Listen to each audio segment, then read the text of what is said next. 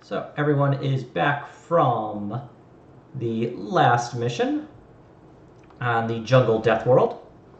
Yay, we lived. It's been a couple of weeks, so if you're wounded, you can restore all your wounds back to full, restore all your fate points back to full. Your sanity is still at the planet. Yeah, mostly.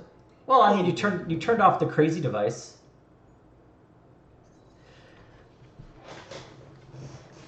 But you find yourselves on a resupply ship,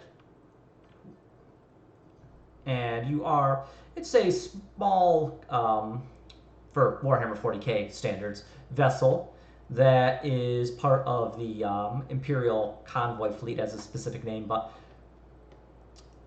on the ship is with you is Selena, and she is briefing you on your next mission.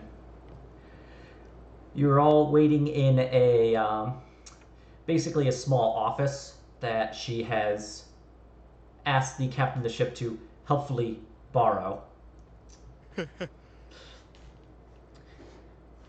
In her, what would be considered undercover outfit, having shaved her head bald, so people actually can't see her like pink faux hawk, she sets a data slate in front of you. It's like, all right, everyone, you're going to be investigating a research station on the planet of Gelgid. Now, this is technically punishment for working with the Eldar, even if we do agree with the outcome. But we just have to do this as a punishment for you. So I don't think anything special. Don't worry too much about it. This research station has gone dark. No transmissions coming from it, but the planet Gelgid is in the middle of a deep ice age. You're going to be going to one of the few habitable portions along the equator and just making sure they're all right.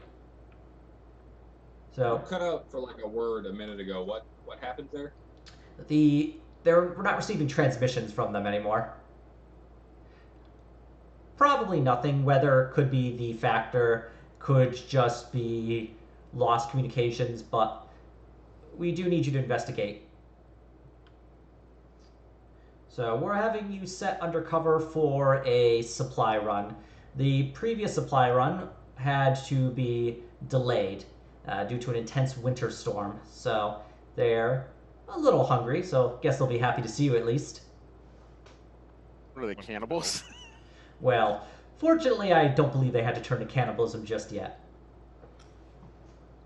Um, do we know about any local hazards we might expect could cause a communications outage? Well, intense winter storms are the big one. Um, and from previous reports, there's some sort of xeno species on the planet. Unintelligent, but a predator nonetheless. One of them might have gotten the bright idea to chew on the transmission disc. Okay. So our only real objective is to make contact and verify they're okay? And get the transmitter back up and running if you can. Okay. But you'll be undercover as members of the supply run. So you're going to meet up with the people who are generally do the supply run. Drop down to the planet's surface. Now, this is the part you might not like.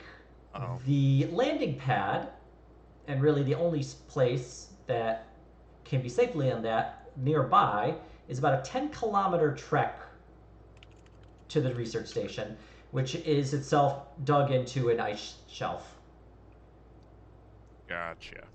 So And everybody better bring a sweater. What kind of gear does the outpost conventionally use? Like, what sort of things should we look into having for the? Well, we can provide you with some cold weather survival gear. The research station itself doesn't have anything too exciting about it. They have a small armory if you want to steal any of their weaponry. They have some excavation gear. They primarily do geological, meteorological surveys, but the planet itself has some interesting electromagnetic properties about it that they're primarily investigating. Uh-oh. Is it anything like the Eldar field that we just dealt with on the Death World? Nope, not at all. Don't worry. I say this is a punishment, but this is really considered a vacation. Hope you like skiing. But yes, we'll give you a survival. Everyone will be provided survival suits. There are survival suits on the actual ship heading down.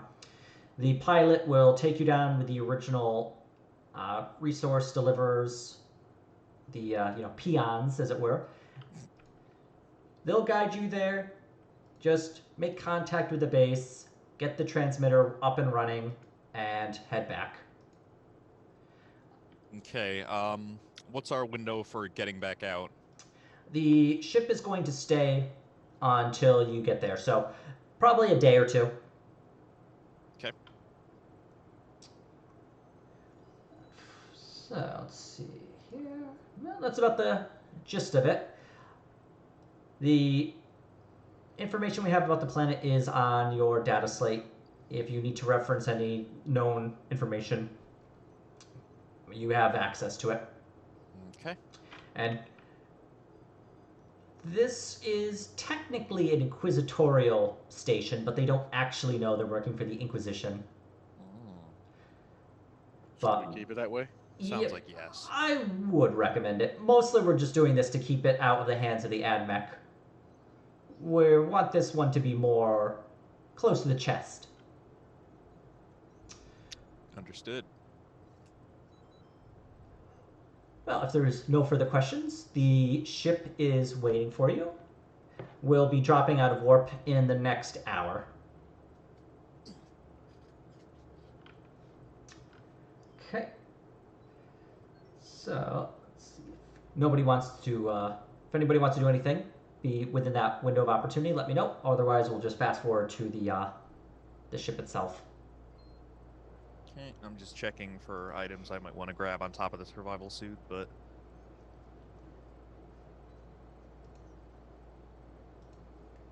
I do have night vision goggles in case it becomes dark. The photo visors? Yeah. Okay. Yeah, you already have those. Yeah.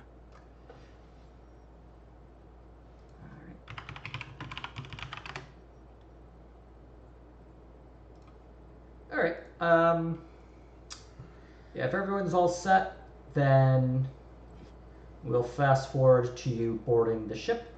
Oh, I do have one question. Yes.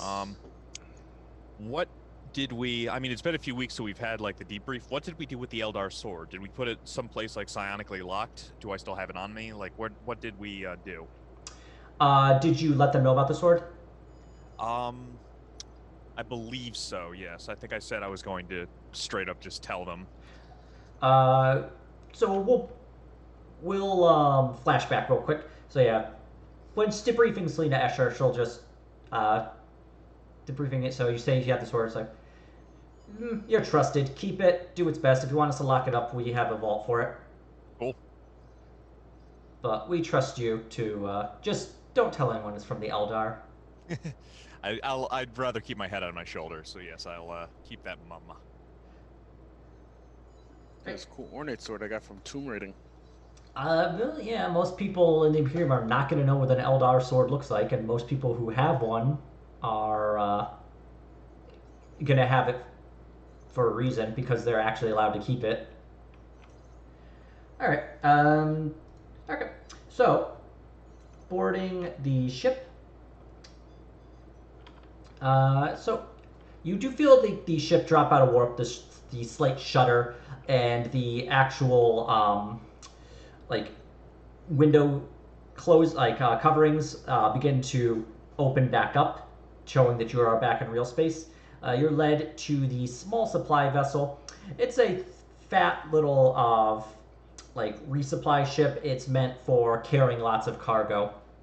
On the actual ship is the pilot, who is locked into the cockpit itself, as well as 3 members of the the actual supply ship itself. Reynolds Talbot, Martin West, and Eve Dumont. And as you approach, they wave you over. Talbot takes the lead. From what you can gather, he is the leader. Oh, the new supply run folk. I'm surprised. I thought we had some other people joining. I mean, the standard, stevedores. Where about you come from? We're Beyond the stars. Sorry, we're Voidborn. My friend is a little shaky here and there whenever we have to land. We go where the work is, kind of ship to ship. Okay, well, happy to have you. I mean, we're not going to be together too long, just a day or two. But if you look inside, we have all the cargo loaded up on some hover skimmers that will be attaching to the back of some vehicles once we approach, once we actually make the landing. There's a small garage where they keep the snow treaders. Your standard stuff, food, mechanical equipment, clothing, research equipment. I wouldn't worry too much about it. There is an echo. I think it. Okay, there we go. I think it's good now. No, I can still hear it. Hang on. Let me check what's. I think it might be on your end because I keep seeing your thing is. Well, maybe it's on Jeremy's end. Is it me? You're on mute. Test. Test. Yep. Yeah, I can't hear it anymore. Okay. Well, No echo cancellation in the browser app, apparently. no, that's weird. It wasn't before. Well, I can't hear it now, so we're all good. Okay. So boarding the ship, it takes board the ship. Everyone locks in, seatbelts, and it takes off and it approaches the planet surface. And looking out the window, you can see it's basically this large ball of just white.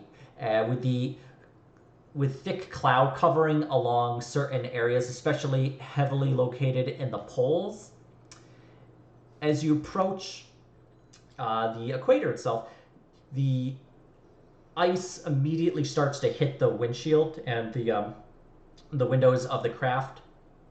Heavy snow keeps falling, and the ship shudders ever so such as strong winds strike it, but it's a pretty heavy ship. The actual descent isn't anything you've really anything out of the ordinary.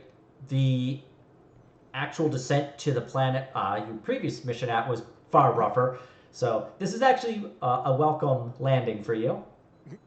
Vacation. Just imperial things. The ship makes a very quiet landing as ship heads down. The landing thrusters kick on, and the ship's landing gear unfolds, and a very gentle touchdown onto the landing pad. Is everybody a we landed the shuttle clapper? Fortunately, no. They've done this a bunch. We landed. Pistol the guy, and everybody else just nods. Speaking of, what gear do you have? Did you bring all your weapons with you? I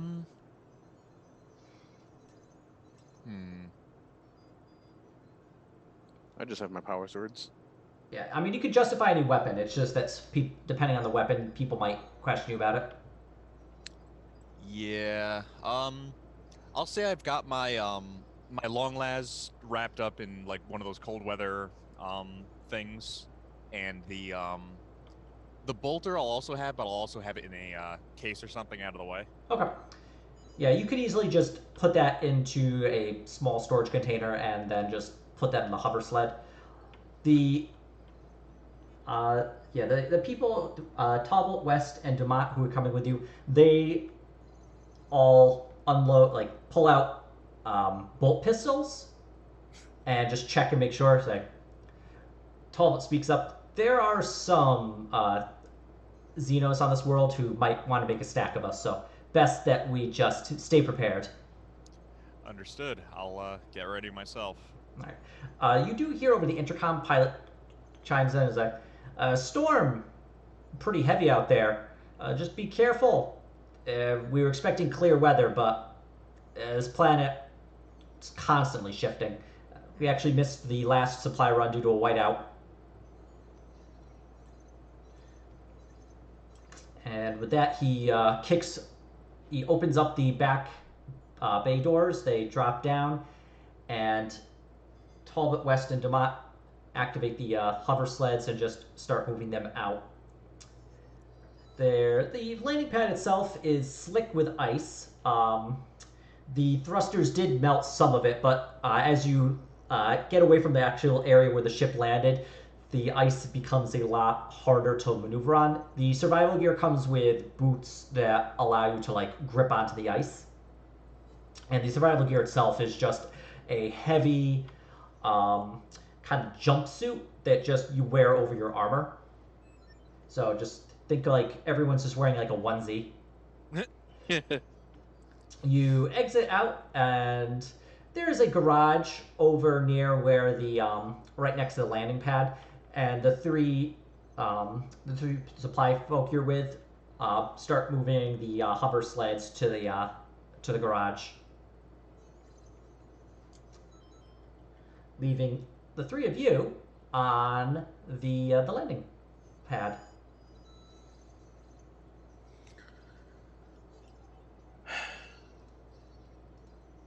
Okay. I'll double check our shit. If it's expected that we're actually helping them, I'll help them, just to keep up the illusions. All right. Yeah, Tablet will wave you over. Like, give me a hand with this. I just want to make sure we don't lose any traction. This thing won't slide more than it's going to, but the ramp here is a little slippery. Tigo, Gar, give me a hand with this. Yep. All right. With all of you working together, you're able to bring the first hover sled down, and then the second, and then the third. I was just waiting for make a strength test. Yeah, that's what I was waiting for. With four, actually no, it's six. All six of you working together. It's not. I would say that it wouldn't require a test just because it would be the chance of failure would just be too low. Yeah, that's good because I'm a noodle. Talbot, or no, Demott just mentions like Out of nowhere, Selena comes in and drop kicks you in the back of the knee.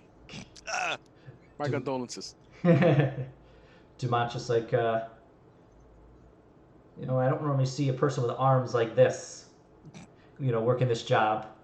I was a load master and I got hit by some sort of Xeno something, and I recovered, but I not exactly the specimen I was. Make a deception test at a +10 just because she's not expecting you to lie to her. Okay. Deceive at +20? +10. +10 on top of whatever else you have on for it. I assure you, I have nothing. Hey, there holy you go. shit! Lucky fucking break. Oh, all right. You're better now, though. You're not contagious? No. Just being on my back so long, things kind of atrophied, and by the time I was back out, well. Oop. Actually, unless we don't even need to lock it. Okay. Done. Done. It's been Zoom's just being really weird today. All right. Imagine tomorrow. I don't want to. I do, because I'm not going to be here. I just strike you. I won't be here to be struck. So moving the hover sleds towards the actual garage. And the garage itself is basically two bay doors that would open up, as well as a small side door that people can enter in through. And with West attempts to jiggles the knob a bit. It's frozen shut. Give me a hand with this, would you? And he's trying to shoulder it open. And he mentions to Tigo. Yep. So Right. I help him out. Yeah, go ahead and make a strength test with a +10 because he's assisting. All right, let's see. Where is this? No, not my info. I should get a mouse for this laptop. Possibly. Strength. Perhaps. Nice. Nice. Okay, yeah. Working together, you're very easily able to just pop the door open, break all the ice, and the door leads into the garage. Now it's very dark inside, so you'll have to do something about that. Is there any light switch around? Yep, hitting a light switch. The power flickers on. It's very dim, but you can see. But the one thing you notice right away is that the snow treaders are not there. Ooh. Okay. And Talbot walks in. Throne, damn it, there's no... It's a 10-kilometer walk in the snow. And they don't even bring the snow treaders here, the bastards. You keep cutting out. It might be on your end. Yeah, he's not cutting out for me. Alright, well, Probably me. I don't My want computer to is haunted. It is. get an old priest and a young priest. Best I can do is guard deep fill, and also guard deep fill. 2. Alright.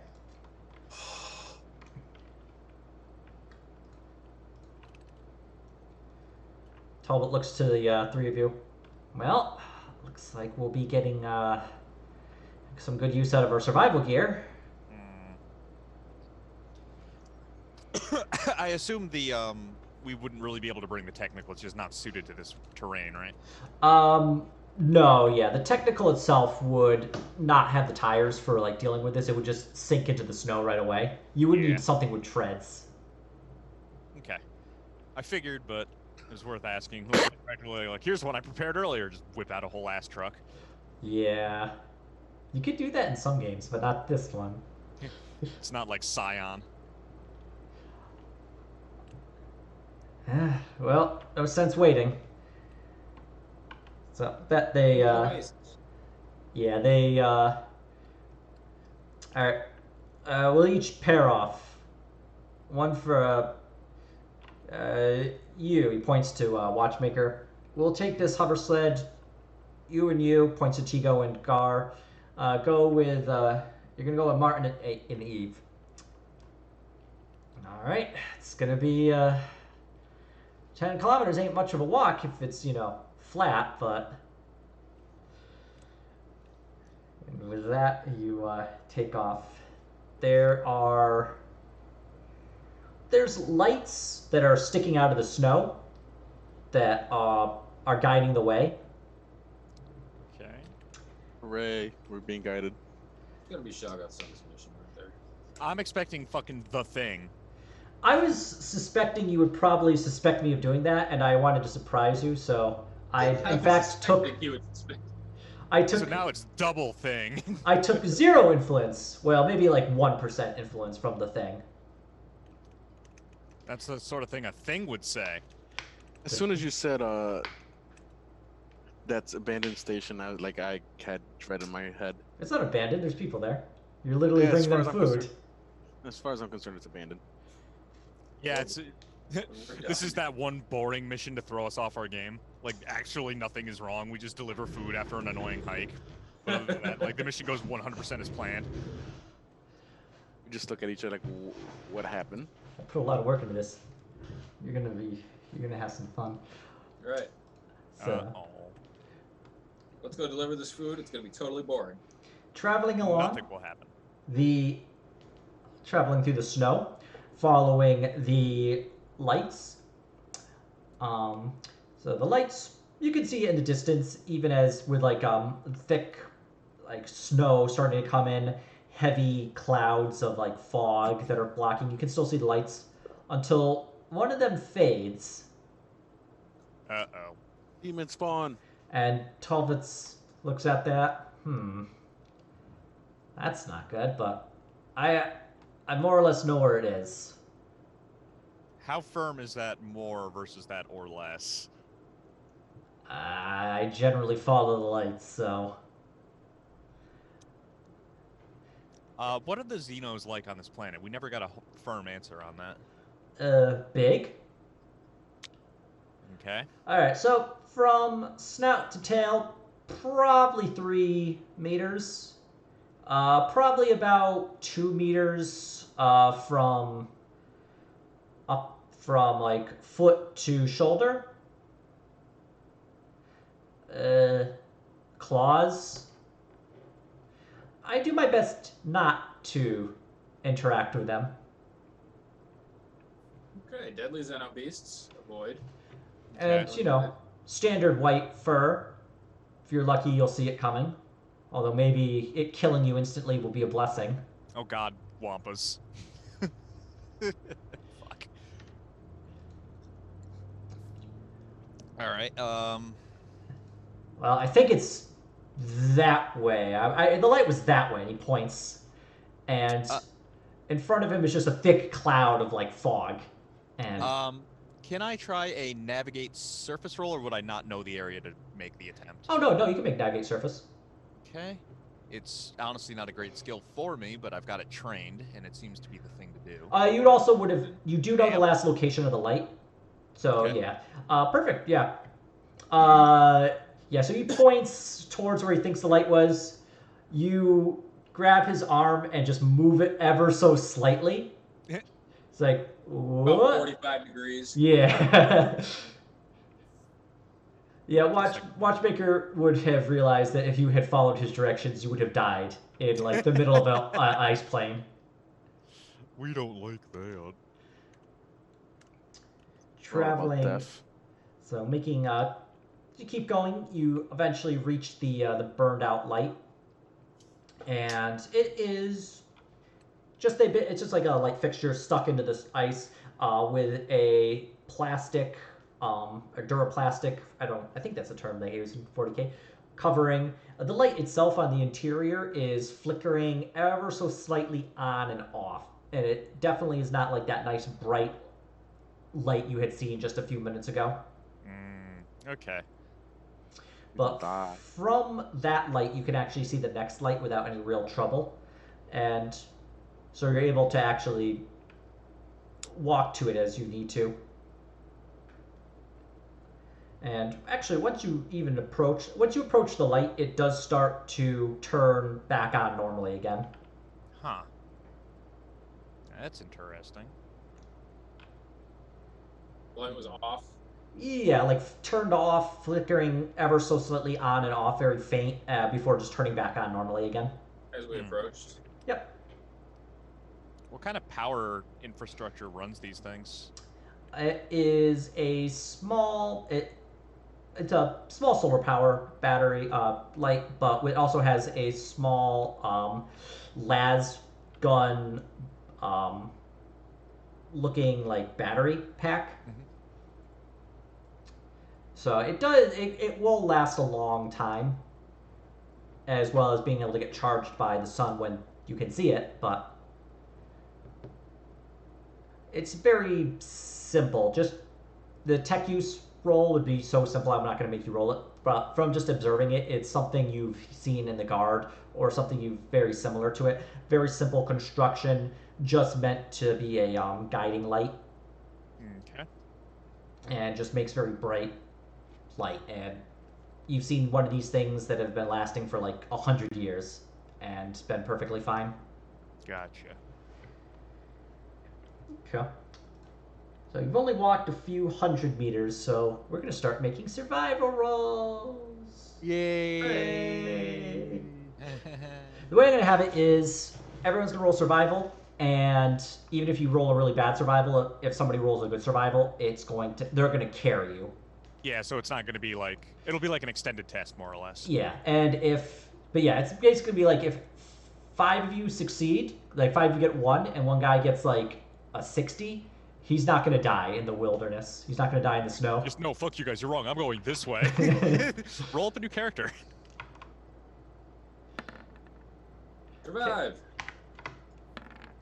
Yeah. As long as I know how to love, oh fuck, we're gonna die. Okay, let's see here. Watchmaker. Gar. Tigo, did you roll? Hang on. No, I haven't rolled yet. My laptop is having an aneurysm. Okay, perfect. There we go. Great, Hugo. Okay, I rolled equal success versus failure for the 3 people with you. Or it was 2 successes and a fail, so it's just enough to have all of you, like, go through this. Oh, and remember, your survival gear does give you a plus. That's right. Plus 20, 30? Let me, I've got the page up. Plus 20 for Yes. extreme environments. Yep. So you would just add, like, actually, so You Watchmaker passed. would have been Yeah. fine. Would have been fine. Okay. But yeah, this is I going to be an already passed. extended test, so everybody just, like, roll an additional 2 times. 1, nice, Watchmaker. and 2. Oh, damn. I rolled a 100. What the fuck? Yeah, that's a crit fail. Alright, Tigo, just take 1 level of fatigue. It's fine. Hang on. I thought I had something for fatigue. If you do, Might. yeah, that'd be good. And let me just roll for my focus real quick. I just don't know where to find this. Fine. I'm assuming, is it a talent? Is it a... I don't remember. I was looking at it and I saw I had it. Nah, I don't remember where the fuck it is. And fatigue just goes away after the end of the mission anyway, right? You can also rest during the mission. Yeah, and honestly, I think even just taking 1 level of fatigue doesn't affect Yeah, you right away. But I think doesn't it have something to do with your toughness bonus as a threshold? yeah, it does. It's like toughness plus I think willpower, and you have to start taking I think you have to take like 2 or 3 levels of fatigue before you actually start getting like penalties. It's one of my special abilities. Never quit. Do you just ignore 1 Cast level? characters counts his toughness bonus as 2 times for purposes of determining. No, never mind. So I'll just take the 1. Yeah, it doesn't really matter at this point. You're Threshold okay. 1. No, You were able to roll well enough even with the other people though. I have to do another one though. Have to do another. Oh yeah, go do another one. Yeah, you're fine. Okay.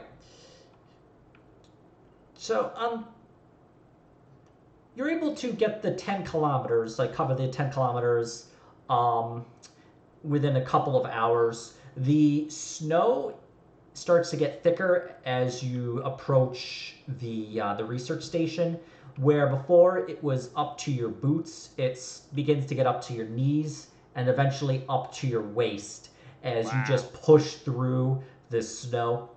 It is not light and fluffy. It is like sticks together.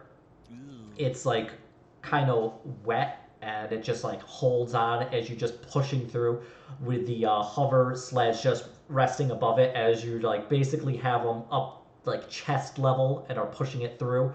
You are able to get through the snow without too much trouble, but it does take several hours. So you've been pushing through the snow about 5 hours now, and Tigo and the other people you're with, Talbot is okay, but West and Demont begin to tire out like you, Tigo. They're also going to take a level of fatigue. Okay. But you do eventually arrive at the research station, which is indicated by like several lights put out in a row, so that you're aware. And as you approach the lights, you begin to enter into a ice shelf with a bit of an overhang of ice that it's been like dug into. And you see the metal exterior of the base that's just been tunneled in with large doors out in front. And in front of the door is a person. They are facing away from you, on their knees with their hands against the door, and they have a thin layer of ice covering them. Uh-oh. Well, they're dead. Almost definitely. It seems these men have died. Well, it's just the one body you can see. It seems this man has died. Although, as you approach, Okay. make an awareness test. Make an awareness test. Where this man is dead. That's fine. So, Watchmaker, Yeet. you notice that where your survival suit and everyone's survival suit is just a single jumpsuit, one cover, one single color, this one is 3 different colors. Interesting. So that's probably cobbled together, it looks like? You could take, if you wanted to, you could go closer and take a look. How far away are we right now? You're about 5 meters from this, from the person. Okay. Only 5, huh? I'm gonna, have, with my gun down but in my hands, I'm going to call over the storm or the snow. Oh, there! No answer. Goes there. Gravy train, man. Who wants that shit? I'll do a quick look around because I'm a little on edge. Another awareness or just nothing I can see? No, you can make an awareness if you'd like. I do. I'm paranoid. You don't see anything. It's All right. too much fog and snow. The small opening you're in is... You basically see everything within it. Okay. Poke him with a stick. Yeah, I'll kind of make sure everybody's paying attention, and then I'll start creeping forward to see what's going on as I get closer. Okay. So the person you see, yeah, they're on their knees. Their hands are against the door to the base, Mm-hmm. but they are not moving. That's not good. Yeah, I will continue to approach. Okay, no movement. By this point, you are right next to the person. Okay, I will reach out and hit the jump scare button. Okay, you put your hand on the person's shoulder, and the body has been iced over, but touching it, you just disturb it enough that it breaks apart. Head falls off of torso, which falls off of legs. And you notice that it is 3 different people that have been stacked together to form a single body. I would like everyone to make a fear test, so it's going to be a willpower test plus 10. You know, just your standard grisly murder. Willpower plus 10, you said? Yeah. Grisly murder, man. Ow! Okay, just roll. Yeah, Tigo's fine. Yeah. Yeah, I've seen enough murder, Time you know. for some insanity or corruption points. It's 1d5 and just 1d5 for insanity. I guess that makes sense. I'm not going to contest it because it seems fitting that the guy who jostled it is the guy who goes, oh, gods. Mostly because it's a crit fail. I mean, it also failed by like 3 degrees. Oh, I'm sorry. What was that? I've seen enough murders, like, yeah, whatever. I mean, Tigo does this a lot. Yeah, this is what you do for fun. You're like, there's a man of culture on this base. I mean, thinking about it, this is what Tigo was planning to do with the body parts you were saving. Oh, God. But yeah, just roll 1d5. You'll gain that many insanity points. Okay, 1 sec. You can't gain insanity points when you're already insane. That's Roll technically true. Once you get to a point, this kind of thing is just be like, actually, yeah, once you get above 10 insanity points. No, you gotta get 20 insanity. Okay, that's Cut in half. 7 would be a 3, right? 1 Uh, to 2, 3 to 4, yeah. 5 to 6. Okay, no, that would be a 4. Yep. So you're gonna get well, whatever. I mean, it adds some seasoning to your character. That's He's already definitely true. seasoned. I'm up to 8 insanity. That's fine. I mean, once you get up to like 10, like between, you'll get actually a plus 10 to these Tests from trauma. Yeah, I think so. I'll double check that, but I'm pretty sure. Okay, cool. You're a little more insane. Oh, cool. I'm 4. I said 4. I don't remember where I got that 4 from. I think it was from the hallucinations on the last planet you were on. Yeah, Oh, we yeah. ate it pretty hard to that thing. Bet those dick-ass Eldar were watching like, hey, check out the Monkai shitting themselves. They just see you all like on the ground screaming. They just wait there. Well, actually, they approached you directly after that happened. So they might have, the little fucks. This is like the funny story they tell each other when they want to pass the time. But so the three people you're with, Talbot, West, and Dumont, approach, and they look a little unsettled about this. You know any of these 3 dead guys? Never seen them. Talbot looks at the. You don't recognize this torso? He You wanna looks at compare the name tag stitched onto the survival suit. This one's Bishop. Oh, God. All right. But yeah, at this point, you can go ahead and make everyone can make an awareness test.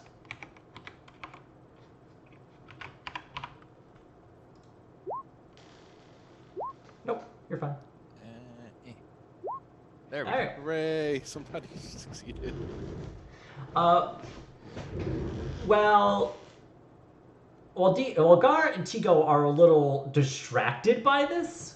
Watchmaker, you're actually on edge, and it has like activated your survival sense, and you hear some crunching in the snow just behind you, very faint, and but you do hear like the telltale crunch of like footsteps through snow. I will raise my weapon and turn towards it and give an alarm for everybody to have their weapons up.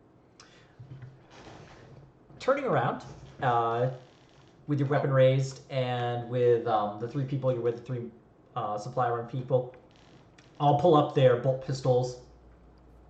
You see a man in a red survival suit, hands up, covered in snow and frost. He's shivering. And just, don't shoot, don't shoot! I'm with the base. I'm with the research base. There's a telltale shiver to his voice, as if he's been out in the cold for a long time. I'll look to our guys. Do you recognize this man? I've never seen him. What's your name? It's Sean Miller. I'm the assistant technician sent out to repair the transmitter. Can I scrutiny him? Yeah, go ahead. Okay, let's see. Yeah.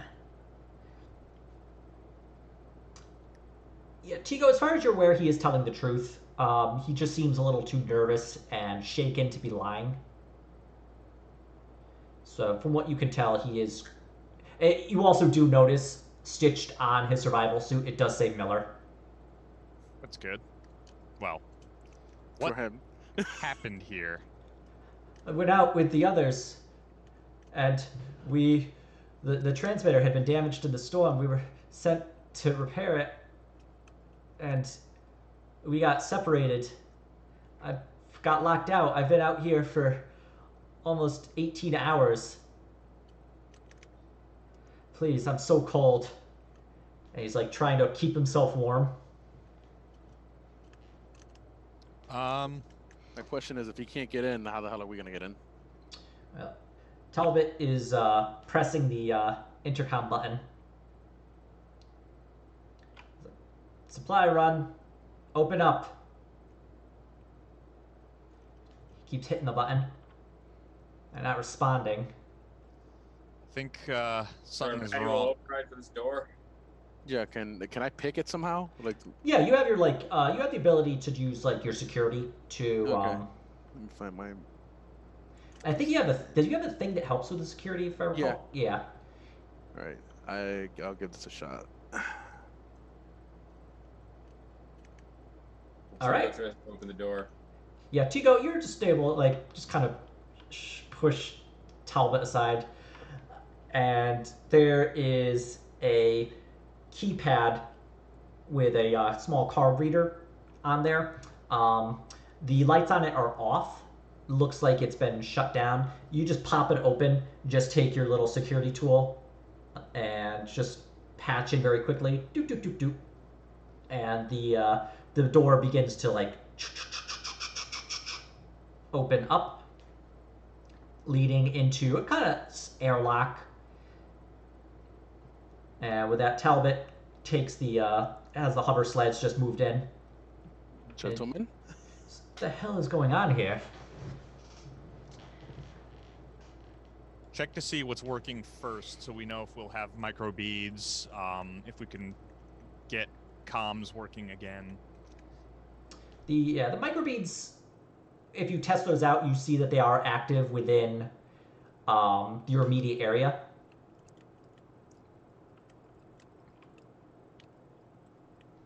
Okay. And Well, let's send Frozen Popsicle guy in first. yeah, Miller Popsicle, get in there. heads towards, but Talbot stops him. Is like, hold on, let's find out what's going on. Stay here. Okay, I mean, Talbot can be a meat shield. I mean, you seem brave, Talbot. You go first. Looks at you for a moment. Miller, why don't you go first? Leads him inside. Which way should we go, Miller? It's there. It just the one entrance. I tried getting into the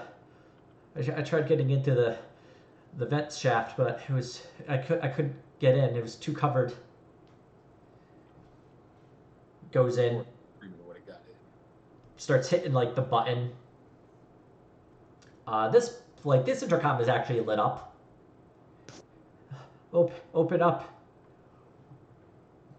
Open up. It's Miller. Voice comes through the other side.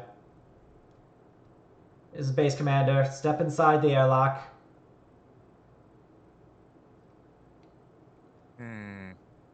Talbot looks to the three of you. Something's not right. Something's all of the not right. Yeah, I don't want to get in an airlock all of a sudden.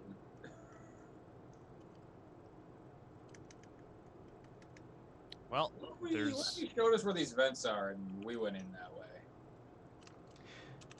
way? Miller shakes his head. I can't make it that far. It's on the other side.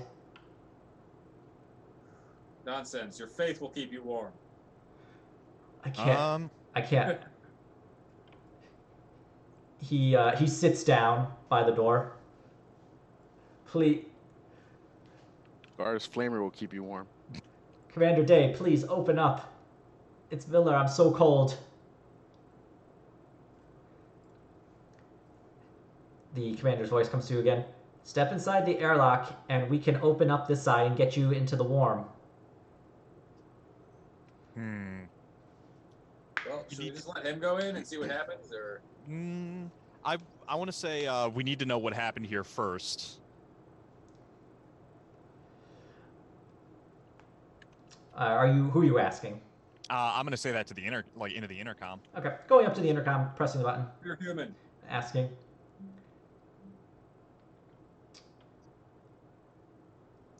Are you cool? Miller, voice just comes back. I'm not sure. This is the first I've heard from Miller in the past almost 20 hours. I'm gonna scrutiny that. God damn it! You know I'm gonna fate that one. I'll scrutiny too. Okay. I guess we should conserve resources. Okay. I got you. Alright, Tigo, listening to this. Actually, Gar listening to Holy this. shit. Both of you together. Actually, Tigo did really well. The base commander, Day, is... You can tell he's telling the truth with this. That he hasn't heard from Miller in, like, the past almost 20 hours. And it does match up with the story Miller had told you. But there's definitely something else there that you're just not quite able to pinpoint.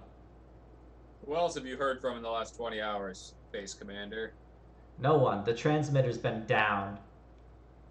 The damn storm Didn't took it hear out. from a pile of dead guys outside. Miller went out with the others.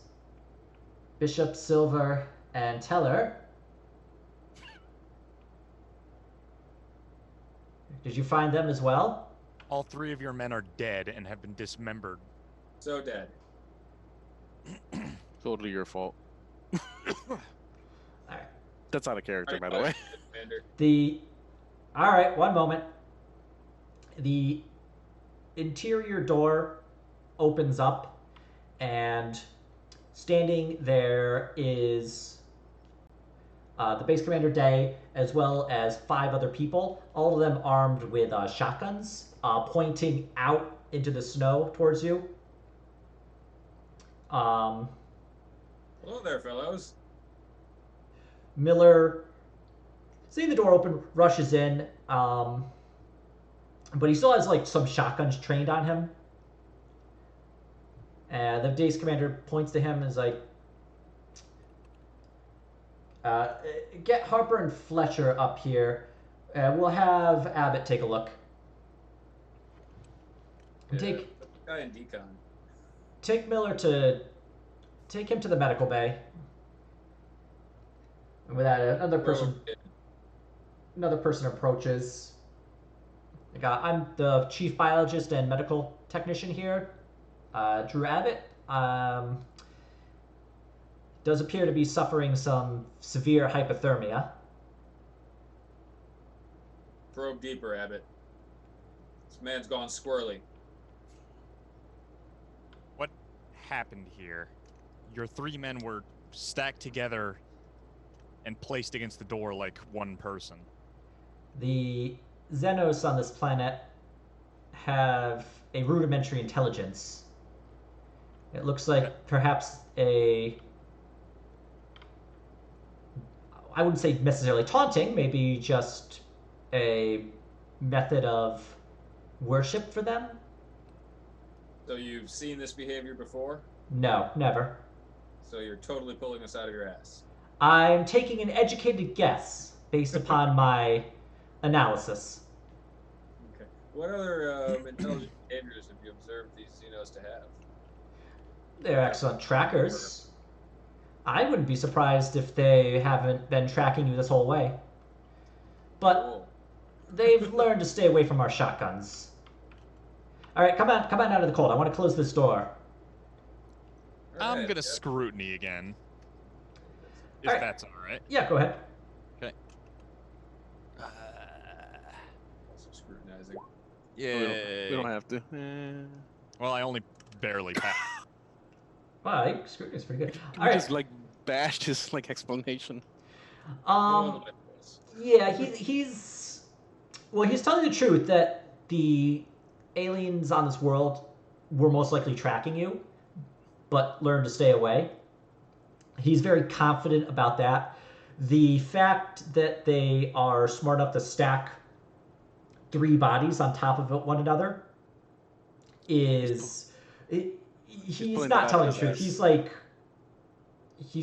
He's stuttering. He's touching his face when he says it. He's doing all the telltale signs of like lying. Before I step into the airlock or anything, I'm going to ask again. What happened here? I told you it was a Xenos attack. Uh-huh. We lost the transmitter in the snowstorm. Or one of them chewed on it. And we've been only attempting to repair it now.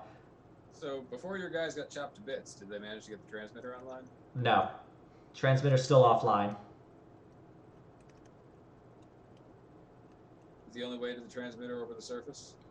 You're going to have to hurry. There's storms coming. We're Okay, so expecting go inside. Stuff. we're expecting whiteout conditions lasting at least 3 weeks. Okay. Do they look like they're starved or anything for supply? You could go ahead and make an awareness test to determine. It's not difficult. Make it a +10. Cool. Nice. Yeah. Critical success. Yep. All of them are thin. It looks like they haven't had lots of food for a while. And a lot of them are looking towards the supply hover sleds pretty greedily. There's not much else for it unless we want to like pull guns on them like right now. We're hungry here. Let's get the hover sleds in. Come on. Supply room is down the hall. First on your left. Talbot, West and Eve, Demont just all start moving them inside. All right, guys, are we doing this? I don't think there's anything else to do. Yeah. Go hang around in the snow and freeze to death. So. Yeah, Commander Day just pipes in. If you don't want to come inside, we'll be glad to shut you out. All right, here we go. He wants to be a smartass. We can just pull those sleds right back outside. Let's stay together while we're in here. Yeah. Good call. And I guess we'll go in. Okay. Heading inside, Commander Day hits a few buttons, and both of the doors start to shut at the same time, or latching. The remaining people looking out the door before it closes entirely. Commander Day turns to you. So, which of you three broke my door? Oh, right, the one we forced. Couldn't wait. Couldn't Wait 30 seconds for me to get to the actual. Sir, 3 of your men were decapitated and stacked on top of each other to make one corpse. It also wasn't. It also was. Seconds. Don't forget, it also wasn't responding at all. I was still making my way to actually speak to you. What about Stevens here? He was trying to get inside for 18 hours. You left him out there. Miller, it's Miller. Sean Miller. Sean Miller didn't respond. This is the first I've heard from him in the past 20 hours. He went out in a 4-man team to go fix a transmitter. He didn't tell us he was with anybody when we found him. He had gone out with Bishop, Silver, and Teller. Part of Harper's team. My question is, could these Xenos impersonate somebody? The Xenos from on what the we ice? No, they're stealthy. They're covered in a thick white fur that blends into the snow very easily, but they can't impersonate anybody.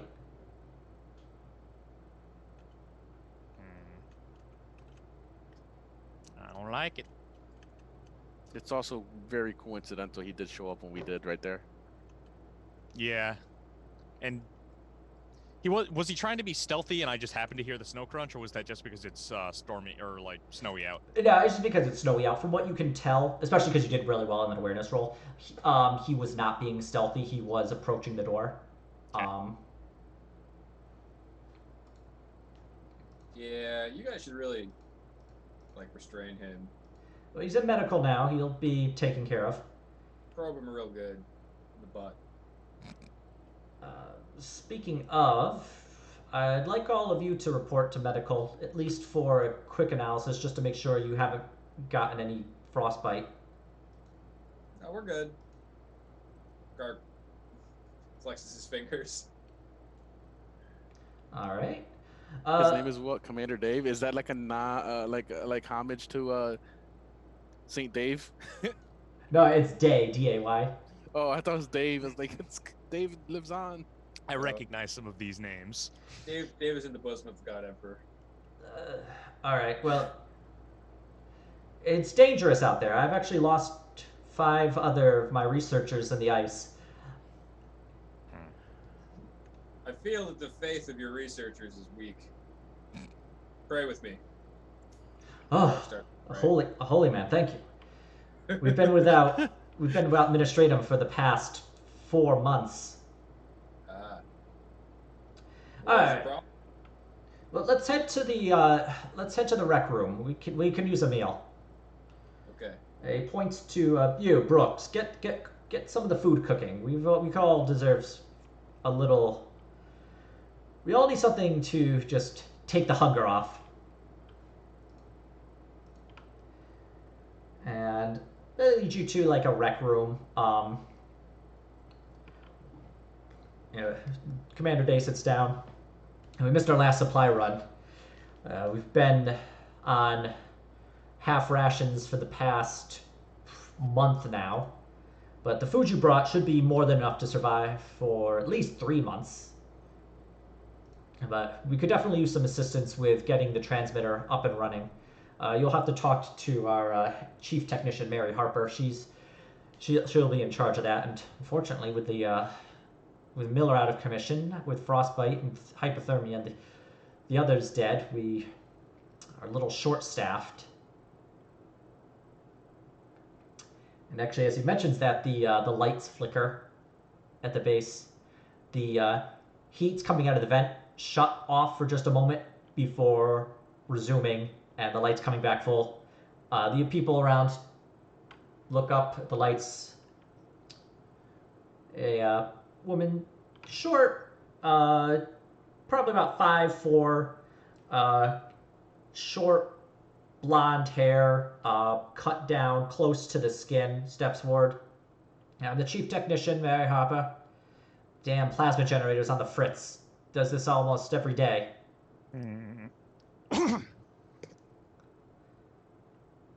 Well, if anybody knows technology, I'll appreciate any assistance if we need it. But we'll take a look at it after we get some food to everybody. Yeah, Commander Day is like, Mary, I can wait. Let's get everyone together, and we'll count our blessings. Thank the God Emperor for delivering this to us. Gathers the members of the research base together. So including Day, it would be 8 people. You don't see Miller there, but the medical technician, Drew Abbott, mentions that he's resting. I drew a blood sample just to confirm. No antibodies out of the ordinary, so he's actually perfectly... He's not sick. Day's, oh, good. He's resting down in the 3rd floor medical bay now. Commander Day just gathers everyone together. He's like, this is the crew, the research station here. I'm Station Commander Thomas Day. Points around to a woman with like a black hair in a tight bun. That's Elsa Stone. She's our chief meteorologist. Points to the researcher. Older man, bald, with a goatee that's all white. That's Drew Abbott, our medical technician and chief biologist. There's Ben Palmer. See a kind of shorter, more heavy-set man. He has the look of a more rotund person whose cheeks have gotten a little shallow from the lack of food. Yeah. Ben Palmer is our chief geologist there. And then Mary Harper, you've met. She's our chief technician. We also have Stephen Fletcher, Alex Hill, and Natalie Brooks. They are our research assistants. The 3 of them are, they're younger. Stephen Fletcher has brown hair, going a little gray in the sides, cut close. Alex Hill, longer hair, a bit frizzy, that is on the darker side. And Natalie Brooks has brown hair cut into a bob. And they're all about the same height, about between 5'6" and 5'10", and youngish, thinnish, look like basically your standard college kids on a internship from hell. Yeah, no kidding. Sean Miller is one of our assistant technicians. Unfortunately, it's him and Mary are the last of the technicians now that the other ones are gone. But we'll once the storm passes, we'll gather the bodies and we'll do a burial. But so Brooks, having introduced herself, she brings in some food she cooked up, just some very quick, like instant food that you just mix some boiling water into. Puts down a selection, basically like a big pot full of noodles and some meat and some vegetables, and brings out some hot recaf. Before anybody eats, Gar wants to spend way too long praying over the food and seeing to their spiritual needs. Yeah, a lot of them have like grabbed bowls and are like about to dig in before Gar interrupts. And they begrudgingly put it down, like fork still in hand. Gar is going on about the love of the God Emperor and the evils of consorting with Xenos and the dangers of the warp and demonic doings. And he goes on for about 10 minutes before he starts to read the room and ends his... Yeah, they keep looking from you down to their food. You can hear, like... Comedic stomach grumble. Yeah, stomach grumble as they're, like, waiting. Finishing up, they just dig in. It's like... It's like... The food was there, and now it's gone. Instant gone. Instant food, instant gone. Instant food, instant gone. Like, you still have, like, food on fork, and you're just, like, eating it slowly, and then... Huh. They were hungry.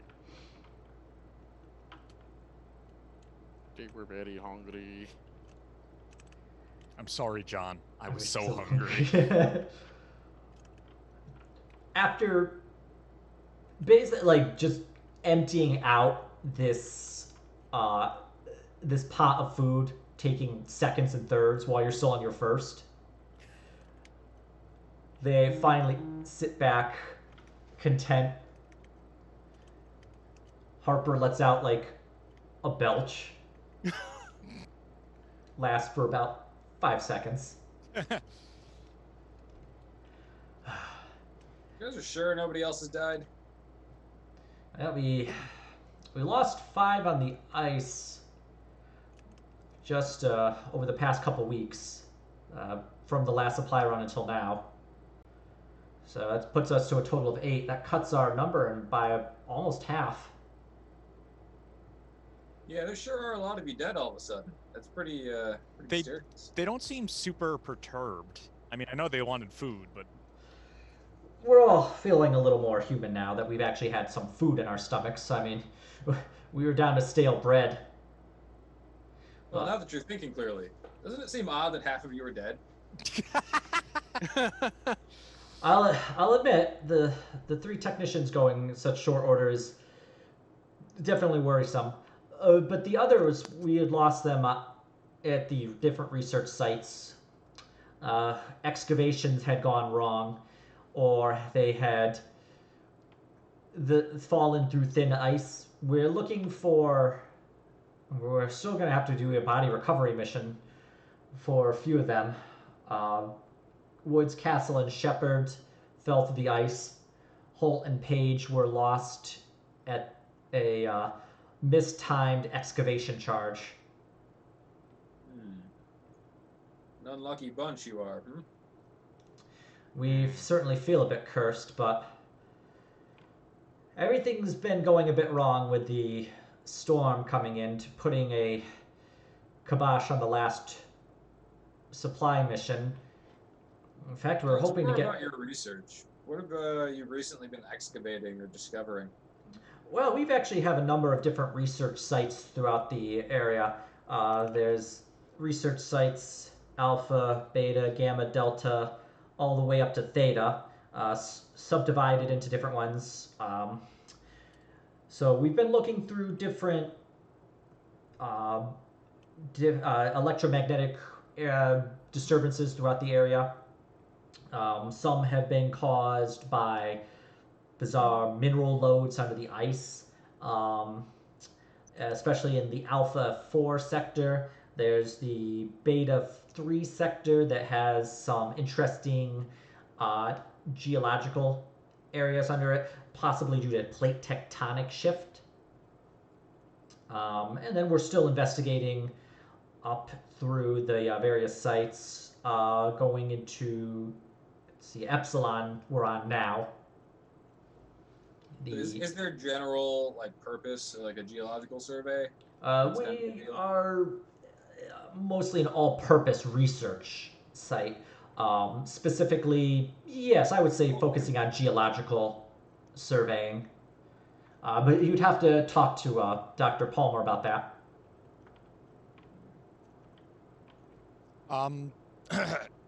In your experience with the Xenos of this planet, could they really have the intelligence to make a facsimile body out of 3 corpses? I've never seen it before, but they do chew on our electronics, anything outside, mess with the lighting leading from the landing bay towards the actual base itself. Anything that they can use to get a rise out of us. Honestly, once the storm blows over, we'll be sending out a hunting party to teach them a lesson. Actually, I was hoping... Harper, can you get the transmitter up and running before the storm hits? Mary Harper looks at him kind of like...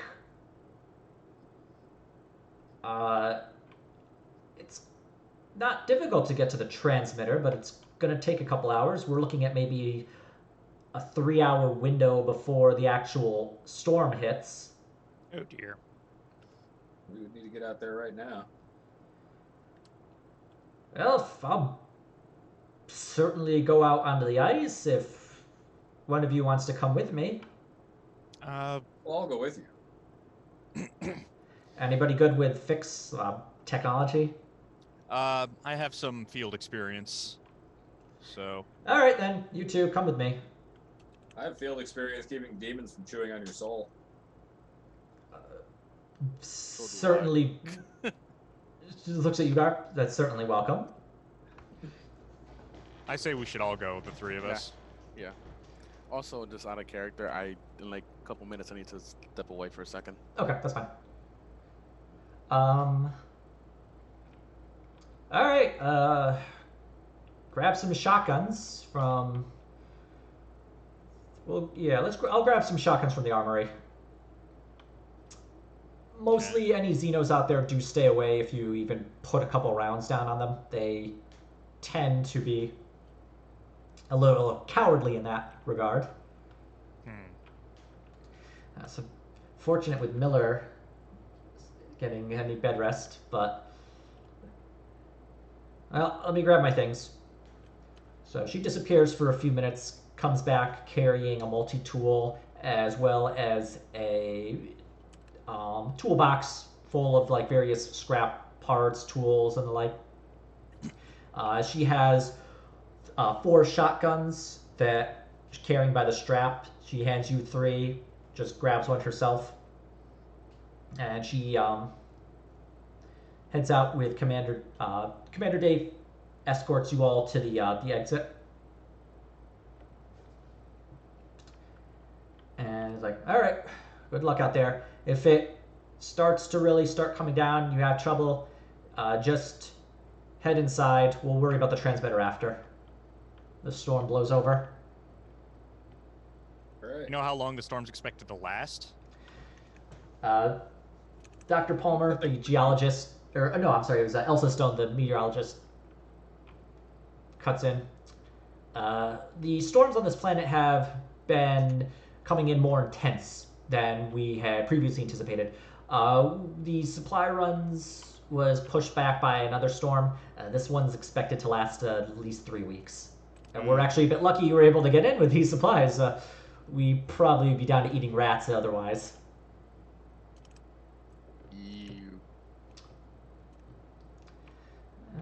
Good luck out there.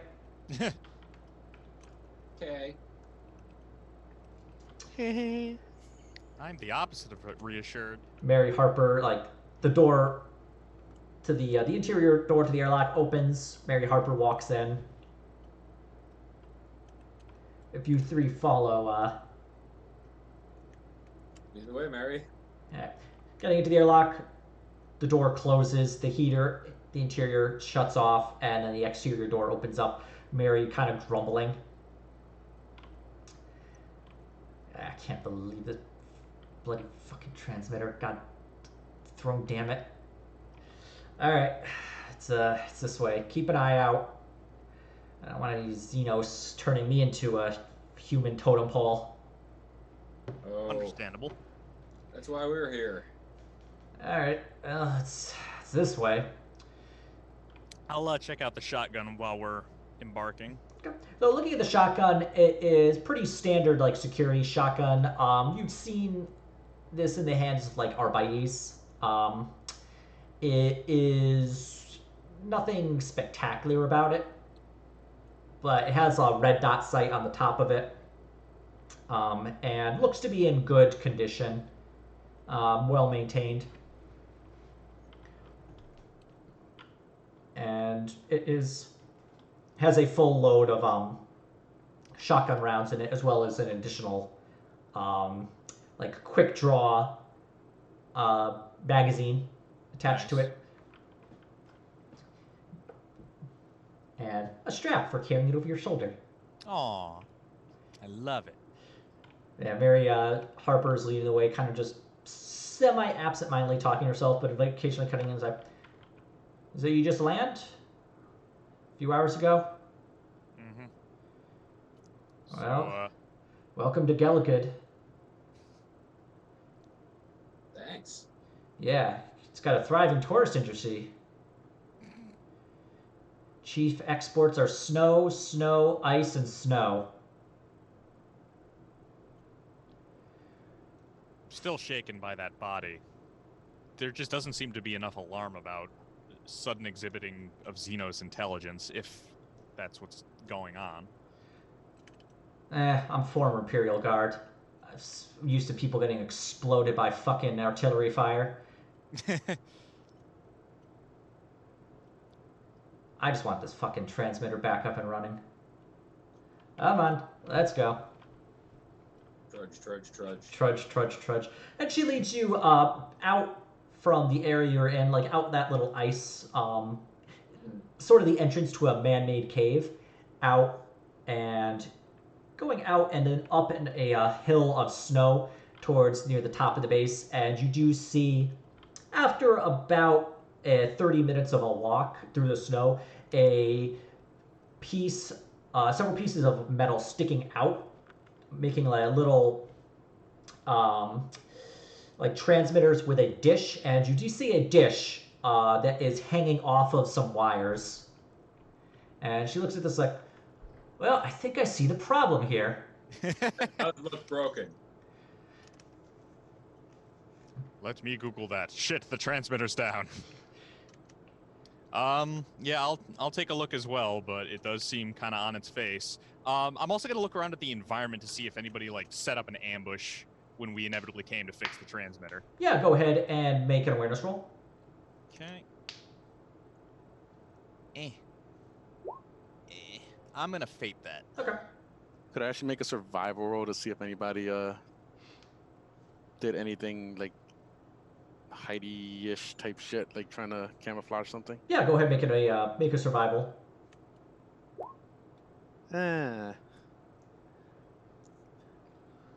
So close. Let's see. So Watchmaker, looking out, you do see. So you see your fresh tracks, and then you see some old tracks heading from the transmitter back the way you would come. What kind of tracks do they look like? Human footprints? Yep, they look human. He's gonna point that out. These go back the way we came, and they're human. Somebody sabotaged this on purpose. Nah. This isn't Xeno work. Harper looks at it. No, it's got knocked out by some ice. You can see, and she points to like some ice that had fallen onto it.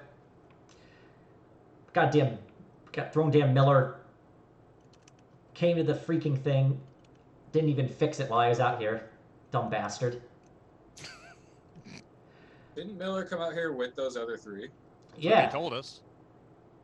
Got out here, played with his dick for fucking 20 hours, and then came back without fixing the damn thing. Well, see, to us it looks like 4 people came out here, One person came back, doesn't remember anything that happened for 20 hours. Miller's an Seems idiot. weird. Miller's an idiot. Of all the fucking people to survive, it had to be him. Brutal. I would have preferred Bishop myself, but Get to work, Mary. We'll watch your back. I'll assist. all right. Go ahead and make a tech use at a +10 because she's assisting, and then any additional bonuses you have from your stuff. She's gonna be venting for a while. Fucking goddamn! She's just like, I gotta tell you, the thing about fixing shit is you just gotta say what the fuck until you figure out what the fuck. That sounds about right. She's not That is wrong. true. I've used that method myself. Yeah. Is there anything that Gar and I can be doing I besides standing here? Gar's like peering into the snow with his I chain axe. don't believe you have tech use, which we would need to like actually help with this. Can I actually use my night, like dark goggle things to see if there's anything out there further than we can? You could definitely do like an awareness roll if you wanted to take a look out. It isn't dark. It is, well, it's starting to get to like dusk. There's still a bit of like sun coming through. What really the issue where you're having a lot of trouble seeing beyond a few meters is that there's just lots of snow and lots of like fog. But All right. uh, Awareness. yep, go ahead and make a awareness. All right. Looking out, you do, well, actually, that's a pretty good roll. Yeah, you do see some, like, large alien creatures, about 3 meters in length, about 2 meters up to the shoulder, walking on 6 legs, and kind of, like, pacing around you, probably about 20 meters away. Okay, well, can you describe the aliens again? Like my internet cut me off on Oh, that. that's yeah. So they are about 3 meters in length, about 2 meters tall, from like foot to shoulder, walking on 6 legs, covered in a thick white fur. They have a ridge, a spiny ridge running from shoulder blade down to the tip of their tail.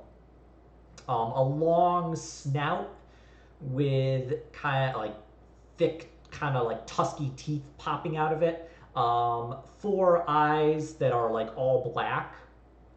And where the thick fur doesn't cover, they have scales and have these kind of like big, mean-looking claws, with the talons reaching out about 6 inches.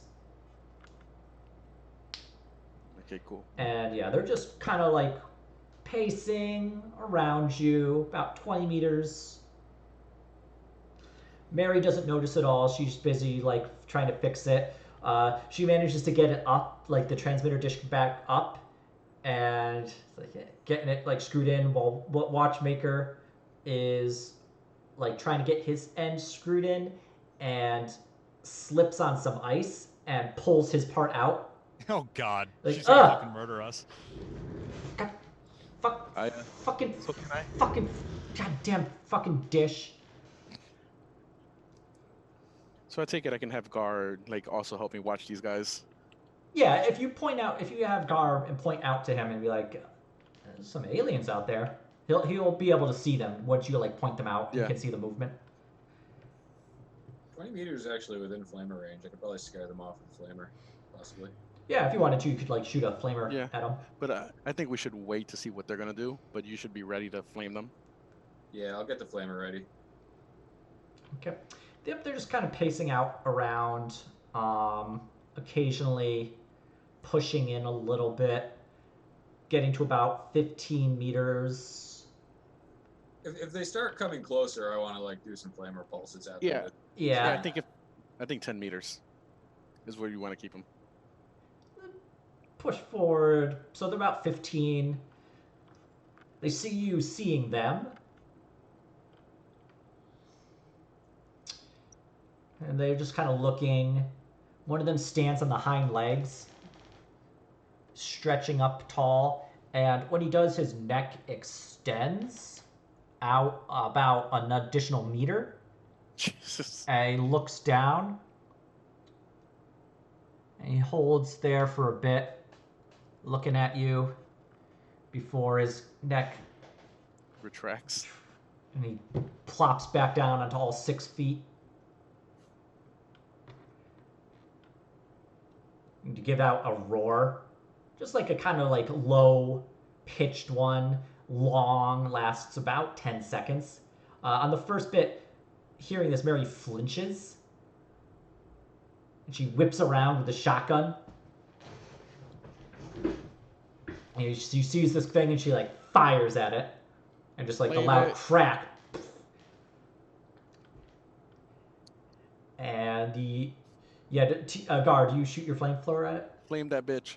Yeah, I'll flame it. Okay, you shoot the flame at it. It catches the fur. The creature is wet enough that it doesn't actually catch, but it's definitely like singed, and they head far back, out of sight, back into the thick like fog of this this planet. Good. Mary's just like, fucking, God, throwing damn Xenos playing with us. Come on, let's get this dish fixed. Let's get back. Fucking cold. Go ahead and make it another tech use at a +10 because she's assisting. Okay.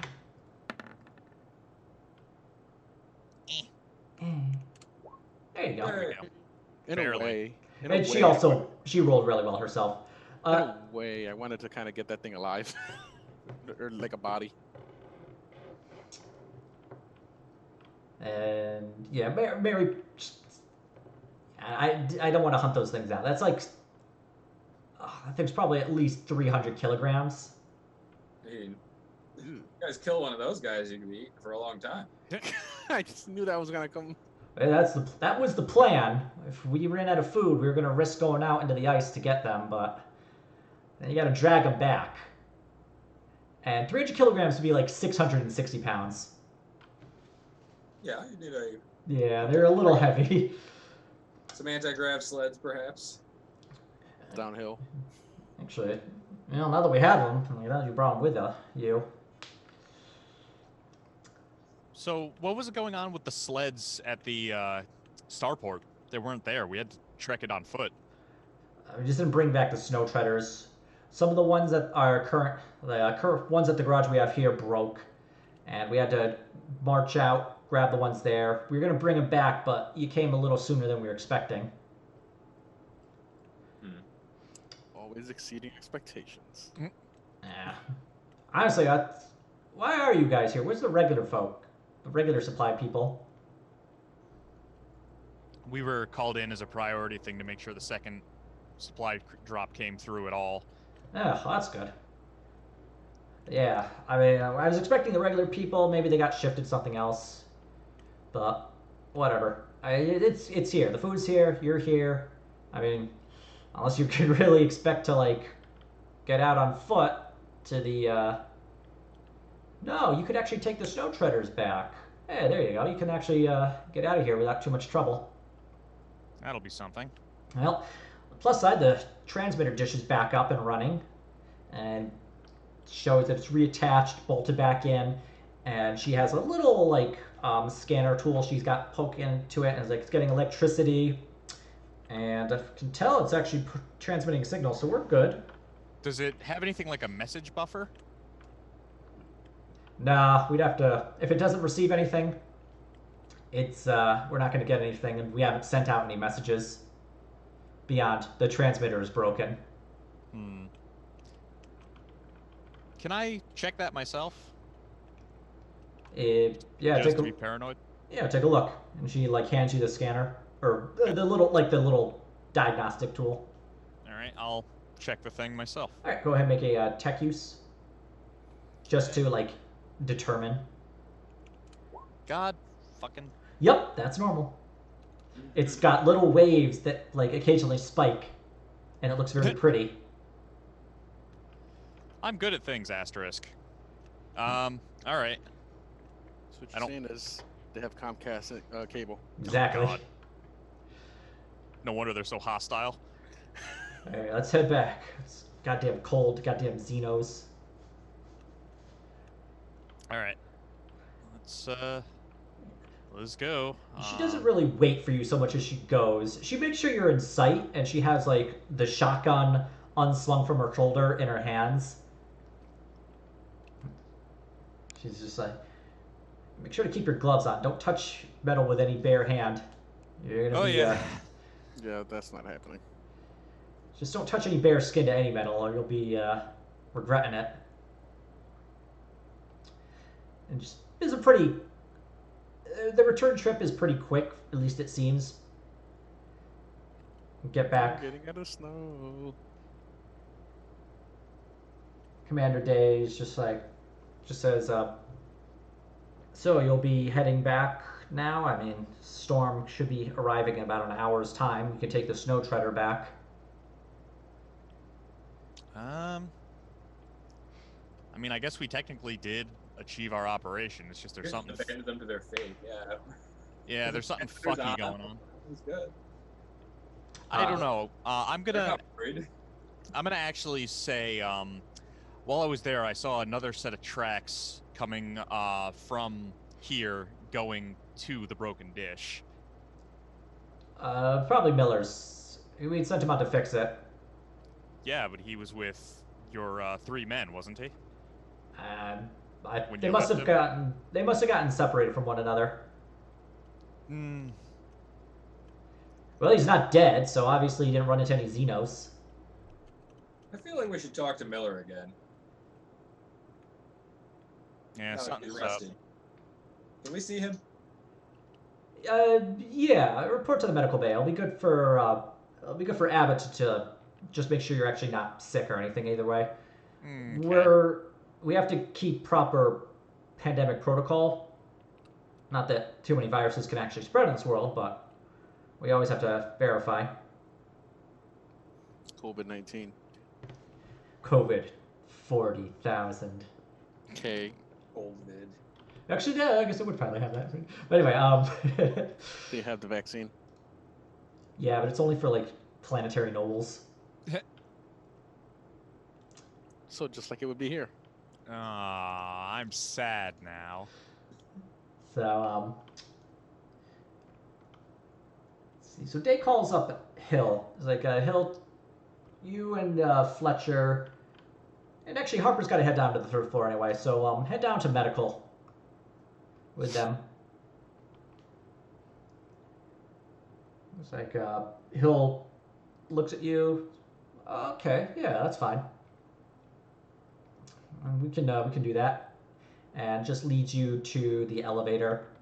And passing the elevator, heading towards the elevator, he's just kind of pointing stuff out. And actually, we can do a little, because I'm very proud of it myself. Uh-oh. Oh wow. He has I have mapped. he has stepped up his game. Nice. I have. It's like, all right, so you see storage. There's the rec room. Comms is there. That small hallway leads to the kitchen. There's the research lab, and if you head all the way down there, and then we have the elevator here, and stairs to your right. If we lose power. It doesn't happen often, but it does happen. So just keep that in mind. And gets on the elevator, and he takes you down to the 3rd floor. Uncle Touchy's naked puzzle basement. Of course.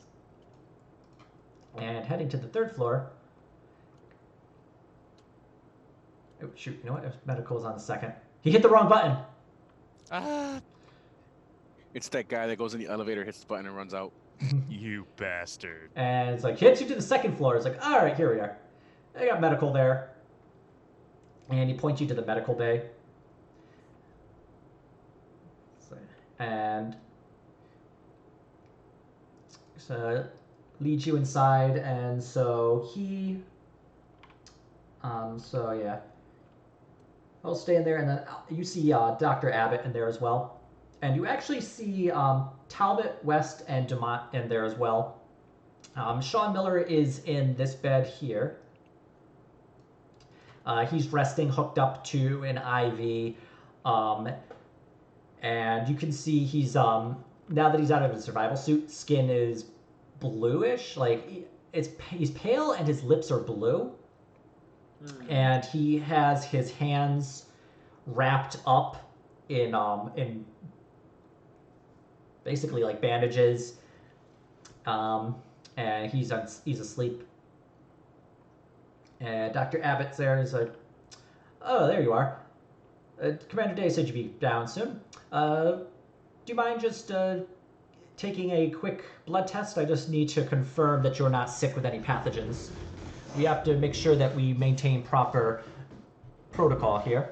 I've already taken the blood of your 3 compatriots here as well." All right. You should let him do that, but scrutinize the shit out of him as he's doing the blood test. We need to know what he's actually looking for. Okay. Nothing too exciting. Just roll up your sleeve, and he just takes like a small like syringe, sticks it into your arm. Doesn't actually hurt, and he sucks up blood into a little vial. So if you want to, you can just make a scrutiny roll while he's doing this. Okay. Where'd my sheet go? Oh. I'll fade that if nobody else scrutinizes. I'm scrutinizing. I'm scrutinizing. I just gotta. I'm probably the most on edge out of all of us. God damn it. Game, please. No. I beg thee. That's security. Scrutiny. Yeah. Okay. I'm fading. Okay. Right. So the doctor, as he approaches you, kind of gingerly grabs, like, gets the arm, gets the thing in. He's watching you as he does it, and just takes the sample of blood, pulls it out, takes the blood, just labels it.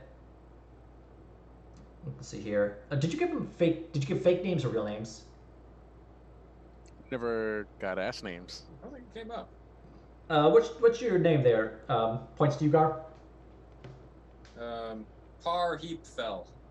Right. Par he fell. Okay. And he just takes the blood from the rest of you. It's very strange. As a doctor, he just like approaches very kind of cautiously. Like he does pull out the needle. Like he does make sure that like the needles are sterile, and any like old needle goes immediately into like a biohazard bag for destruction. Does he seem like kind of weirdly on edge or something? Yeah, he seems on edge. Like he's looking for a reaction when he goes to do this test. Yeah, but he does get all your blood, and he brings it over to a microscope, gets like a slide, looks inside, runs some additional tests using some equipment you're not too familiar with, unless you were to roll a medical test to see if you could determine it. We'll do my Medicaid thing. Yeah, I could go ahead and roll a Medicaid. Let me Who else is in earshot right now aside from the doctor? So it's Hill and Fletcher are there, as well as the 3 people you arrived with, Talbot, West, and DeMont. I had to make sure my bonuses. Let's see where are you? There we go. 30. Yep. Critical. Yeah, you critically succeed. Okay, so Tigo, you have seen this device before while doing medical research, going through like your first aid training, going through like medical textbooks, and this device is not meant for necessarily checking for like pathogens. It is meant for testing for like plasma and other parts of the blood. But he is also looking through a microscope, so he could be possibly looking for like white blood cells. But it's definitely not a machine that you have seen used for like checking for pathogens before. What? I remember. I can't like. At my old age, didn't they bring something up about plasma earlier? I can't remember. Oh, that was the plasma generator, which is not blood plasma. Yeah, I was gonna say. Which would be funny. They're all God, vampires. Plasma in your blood. We must use you for the generator. We just went from fucking the Thing to Frostpunk. And so he just looks through all of them. He's like, okay, good, good, good. I've looked through your compatriots' blood as well. I can confirm none of you have any pathogens that we need to concern ourselves with. I didn't think so, but Commander Day did request that we maintain proper operational security. That's all very good. Yes. What kind of scary pathogens have you seen that you might need to be worried about? Tell us. Well, there's numerous different viruses, bacteria, funguses throughout the known universe and Can I unknown. scrutinize Of 'cause he course, was- Doctor, but it seems like you're looking for something specific. Can I Yeah, point out the medical thing? Yeah, if you wanted to, you could point out that it's. Yeah. When and if- you do that, and he already took the blood of the other people who were in the room with us, right? Like he already checked them? Yep. Okay, so I'm gonna kind of look around, lower my voice, say, what happened here, Doctor? I'm not sure what you mean, sir. I point out that that's not a machine. You know, the tools for. That's not for bloodborne pathogens. That's for blood. plasma. As you I was watch looking. Victor, Gar walks up right behind him, really, really close. Make an intimidation check, Gar. This is your chance. Yes, he did it. The God Emperor will smite him. Feels Gar behind him and turns around to find Gar just staring deep into his eyes, looking grim. There's definitely things on the ice that I would want to catch. And I'm going to leave it at that because I also would like to keep my job. What about your life? Well, that's my line. No, it's fine, but What precisely are you implying there? Should have you know, I'm this research station's only doctor. Yes, and if you were to die due to some horrible Xenos bullshit, it would go very badly for the rest of this base, wouldn't it? Out of my medical bay right now. Help us help you, Doctor. You can't help me. Please leave right now. He's kind of like, well, he's a little nervous from Gar. Well, we could beat this info out of him, or we could go to the commander and beat it out of We him. could. Well, set everything on fire. I think we should try to approach this guy because he's clearly like the fact that he's nervous. He knows what's up. I'm gonna try. Well, I'll try command. Just to try to, like, suddenly like stand up a little straighter, put on my military decorum. I'm not going to go into details, but there's a reason that it's us instead of your usual supply runners. So spill the beans. I'm not trying to intimidate him. I'm trying to make it clear that like we know something's wrong, but we don't know what's wrong. Yeah, go ahead and make a command to see if you can like. Oh well, I tried. Yeah, I'm sorry. I Spill the can't. beans, Doc. Oh, Do you have any more fate? I do actually. I would try spending mine, but like, I would just be getting another 30% chance. I'll do one. There we go. Hooray! Much better. Because I was gonna intimidate him next.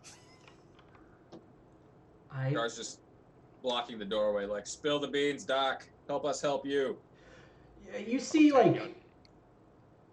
Fletcher and Hill looking at Abbott. Abbott looks at them. You see Talbot, West, and DeMont looking at you, looking at the doctor, looking back to you guys.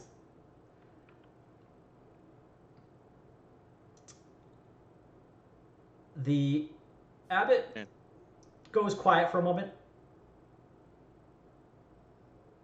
Looks at Fletcher and Hill. Your blood's clean. Why don't you celebrate that fact and leave my medical bay? We can. If you have any other medical issues, That's the only reason I would come back. Ooh. Gives a slight nod. Just almost imperceptible nod. This is out of character, but I almost feel like there's something out there that just like changes a person that they're worried about. Oh, sir. You have no idea what you just said. See, I know you say I took inspiration from the thing, and I did 1%, but I knew you would think I would go for the thing, which is why I actually focused on getting inspiration from this mission from actually other sources that I think will horrify you in many fun and more exotic ways. Great, horror. I mean, I would hope that like the corpse is forming like a totem pole human. Oh yeah, that was new and interesting. I don't think you literally just jacked the thing, but we're getting the fucking blood test. The blood test is classic. Informed user, it's not a man, it's some sort of thing.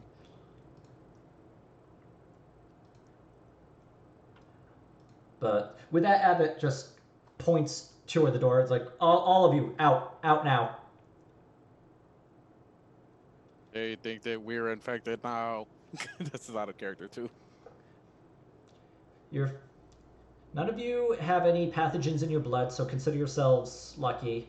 There's a lot of horrible things out in the universe that can make you sick. Is he still telling us to get out, or is he telling the other? Yeah, he's telling Everybody. He's making all like the 6 of you plus his 2 researchers get out. Fletcher and Hill. He's mad. He's not mad, he's afraid. He's madly afraid. We should go talk to the base commander again. I don't think we should rat the guy out though. I think the base commander might be compromised. Okay. And with that, so what would you like to do now? Set the base on fire. No, I'm kidding. I mean, I guess we just act like there's nothing wrong. Is there any way... Fuck, we should have done this while we were out at the transmitter. I was going to say, is there any way we could get a message out to Orbit warning them that there's something very fucky going on here?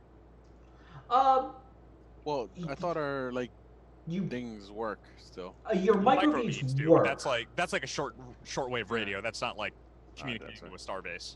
But when you were being brought to the medical bay, you did get a very quick tour, or at least you were pointed out stuff, including the comms room.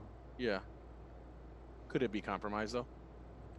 That they could have see what's going in and out. I That's to them. We can check. My tech use is in the toilet, because all the things I want to be good at, I'm bad at. But we can try it. Yeah, I'm good at things like spiralizing. Yeah, we do have a specialty, and it's not destruction. Tech use rules, unfortunately. It's though destruction. I think I'll work on that soon. Yeah. I guess we just go report in like nothing's wrong. We just come back and say, clean bill of health. He didn't seem concerned. Any chance we can get a message out before we take off?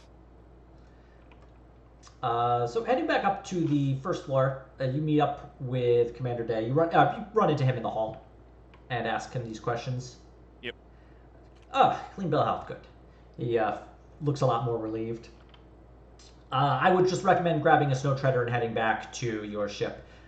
He's going to have to take off soon unless he wants to get trapped, and I don't want to imagine he'd want to get trapped on this planet, especially once the storm starts. You're not going to have much luck getting back to your ship, even in a snow treader. Okay, I guess we'll head to the garage then, and we'll see what happens. Okay. So the people of the research station, few of them, Commander Day, Elsa Stone, Ben Palmer, and Natalie Brooks, they all have their shotguns at the ready as the door to the garage opens up, and you jump into one of the snow treaders. So there's 3 snow treaders. The 3 people with you, Talbot, West, and DeMott, hop in as well. You see Dr. Stone. She's taking readings on like a little handheld scanner, looking at a data slate, looking a little worried. It's like, you better hurry up. That storm's coming in quick. Well, I guess we'll be on our way. Okay. Sure wouldn't want to be trapped here with some sort of unknown danger that no one will talk about. Yeah. 3 weeks. Go to turn on. Yeah, I'm gonna check. Sure sucks to be you guys. I'm gonna check the snow riders. How do you want to check them? Would I be able to do a? It wouldn't be operate or navigate. I guess just another tech use just to inspect them. Yeah, go ahead, make a tech use. This is pretty basic stuff, so you can make it a +10, plus whatever other things you have. Don't you have like... Why? Yeah, just give it a quick... If I assist him with my bad tech use, would that make him pass?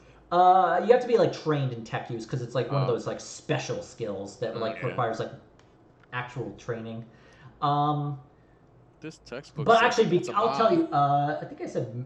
Did I say Harper? Well, I'll say like Brooke. She's one of the assistants. Comes out and just like, can I help you, sir? Do you need any assistance? I was just giving these a quick look. I would hate for them to break down and leave us in the middle of the blizzard. Of course. Here, I'll help. We want to make sure you're all set. And so I'll have it so that she has a +10. Okay, so that would make me pass. Yep. Unless you want me to roll again. No, I think that's okay. It was so close that I didn't really feel it was... Yeah, I'm just like, please, just give me something. Paranoia. Yeah. You give it a once-over. Looks okay from what you can see. I feel like these people would just want us to leave, like ASAP, for whatever reason. Well, yeah, from what you can see, it looks okay. all right. I think they're good. Fueled up, ready to go. Okay. You hop in. Yep. And you hit the ignition. Nothing happens. Yep, I was waiting for that.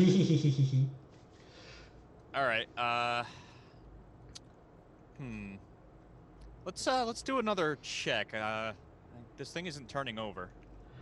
When you mentioned that it's not like starting up, and when you like hit the ignition and nothing happens, everyone out there looks a lot more worried.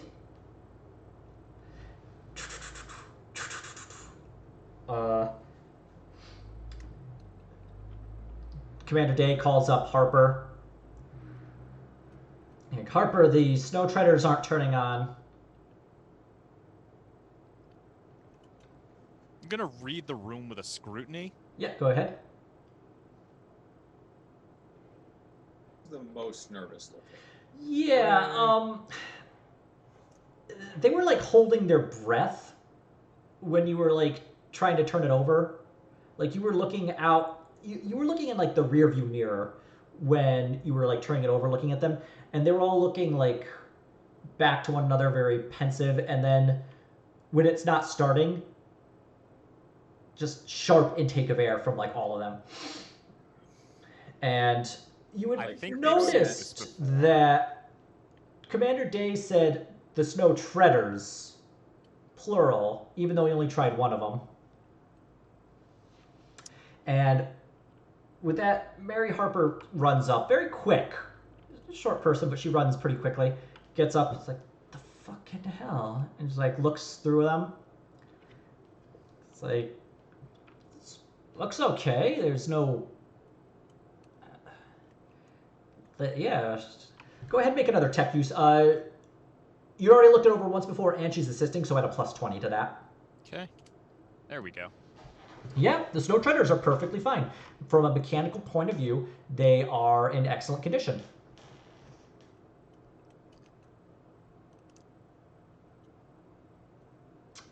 You can see nothing wrong. All wires are in the proper spot. But when you go to turn it on, it's not getting any electricity. It's like a dead battery. You mentioned magnetic interference and issues from minerals out on the ice. Yeah, there's a lot of that. Well, all the mechanical components are 100% fine, so it's not getting power from the battery somehow, but all the connections are good. And if the battery is live, then... She takes 2 alligator clips, hooks them to the battery, And then the alligator clips themselves are hooked into like a little scanner. It's like, battery's fine. Could be affecting it. Have you guys seen anything like this happen before? Yeah, Elsa Stone pops in. The storms do generate a lot of electromagnetic interference. It's possible that the snow treaders, which haven't been hardened for them, are being affected. The rest of the base is deep enough within the ice shelf. It's not, but it's better it happened here, to be honest. If those snow treaders got affected while you're out in the snow, you'd have died. Yeah, that's a one-way trip. Well, better's a strong word. At least here we have food and warmth. Well, I guess we're stuck here with yous. Yeah, and looking out Whatever. with the garage door open, looking out, you suddenly see like a big wave of clouds roll in, and where it was snowing pretty heavy, it's now almost solid snow like coming down. It's like that scene in Bone where just like the Yes, I was gonna say that exact reference. Careful, winter comes in pretty fast. Whoomp. And it's Stephen Fletcher approaches the snow and just puts his arm out, pulls it back, and it's just covered. It's just like thick, sticky snow all over his arm. And uh-oh. It's snow, ice out there. Dr. Stone just looks to Commander Day. Look at these readings. It's going to be like this for weeks. And Commander Day just shut the door. Here we go. And hits a button, and the garage door just thump. Nice. Click.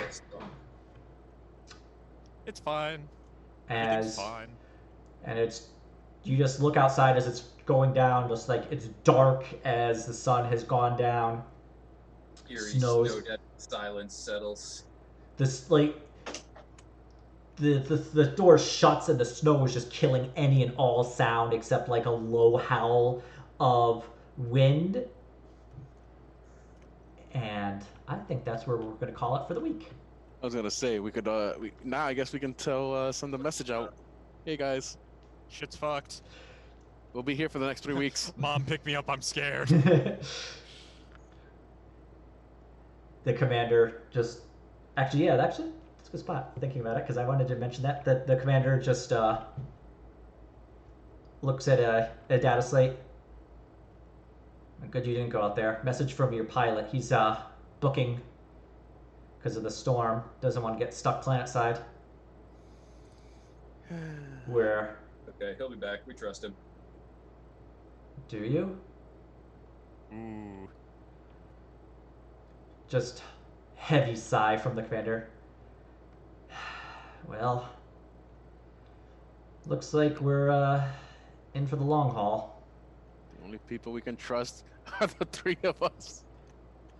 Where can you? I mean, they've set me on fire and shot me, so yes. We bled together. We've gotten cybernetics together.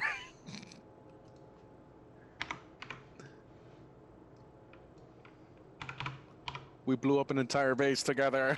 You. Oh, try to find. There we go. Yeah, Dr. Stone just looks at her data slate. Outside, scanners show temperature at negative 120 degrees Celsius. Now there's the fucking Frostpunk. That would be for Would you us. like to turn on? Would you like to turn the generator on? For us Americans, that's a negative 184 Fahrenheit. I am frozen. You know what I should really? Fuck, it's cold.